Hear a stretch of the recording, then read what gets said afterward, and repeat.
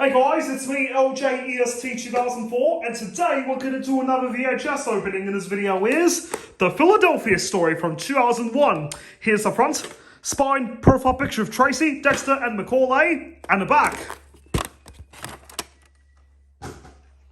Here's the tape, and let's go down to Philadelphia.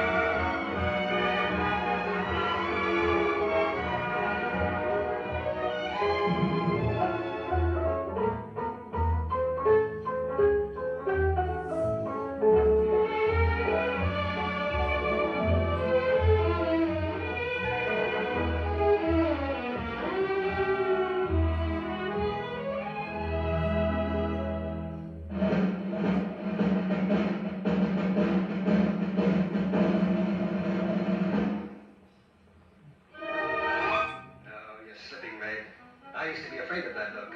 The withering glance of the goddess. I didn't think that alcohol would do... Oh, shut up. Donna, stay here. Oh, please, Mother. Maybe you're going soccer again. It's what everybody feels about you. It's what I first worshipped you for from afar. George, listen. First, now, and always. Only from a little nearer now. Hey, darling?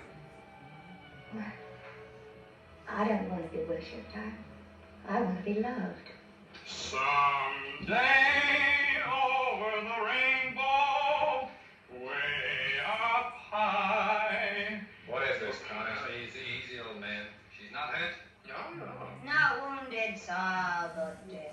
Seems the minute she hit the water, the wine hit her. Now look here, Connor. A likely story, Connor. Hello, Dexter. Hello, George. Hello, Mike. You have a good mind, a pretty face, a disciplined body that does what you tell it. You have everything that it takes to make a lovely woman except the one essential, an understanding heart. And without that, you might just as well be made of bronze. And the night that you got drunk on champagne and climbed out on the roof and stood there naked with your arms out to the moon, wailing like a banshee. I told you I never had the slightest recollection of doing any such thing. What in the name of all that's holy am I to do? Tracy. Yes, Mike. Oh, Parson, he's never seen Kidbridge before, has he? Now look, I got you into this thing, and I'll get you out of it. Will you marry me, Tracy?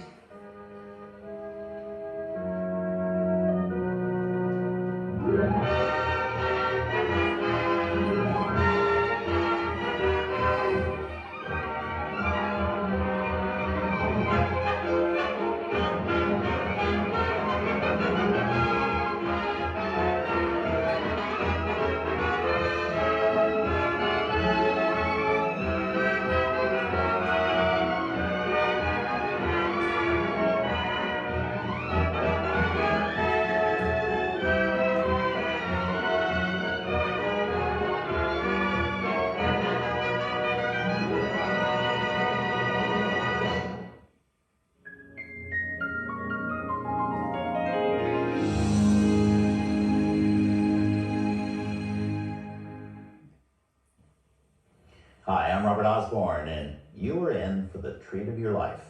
Cary Grant, Katharine Hepburn, and James Stewart in the 60th anniversary edition of the Philadelphia Story. It's a classic that was recently named by the American Film Institute as one of the 100 best movies of all time. And it's also a movie that came at a particularly interesting time in Katharine Hepburn's life.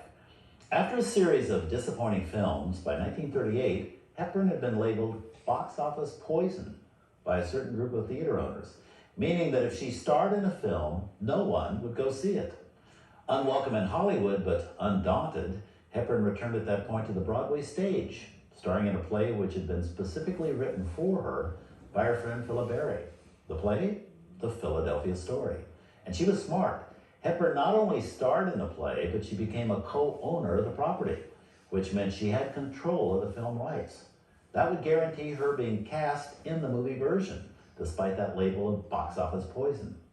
She found a home for the film version at MGM, and studio boss Louis B. Mayer paid $250,000 for the opportunity to bring it to the screen, with Hepburn in the lead.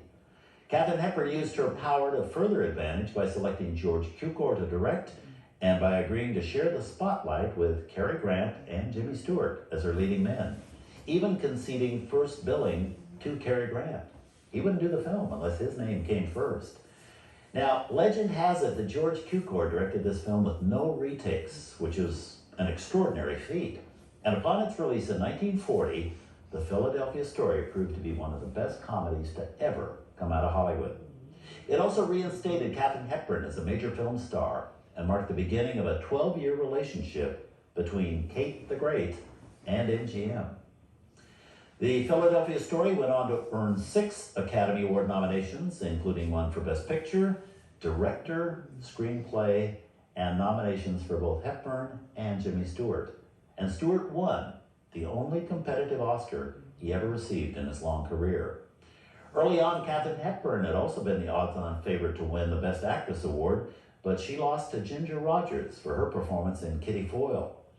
When asked about her loss, Hepburn said, "Ginger was wonderful. She's enormously talented and she deserved the Oscar. As for me," said Hepburn, "prizes are nothing. My prize is my work." And work she did for the next 55 years. Thank heavens. But now, Warner Home Video cordially requests your presence at the wedding of Miss Tracy Lord of Philadelphia, a lady who has to endure not only the usual wedding jitters, but also tabloid reporters, a romantic ex-husband, a jealous fiancé, and a household of eccentrics. Formal attire is, of course, optional.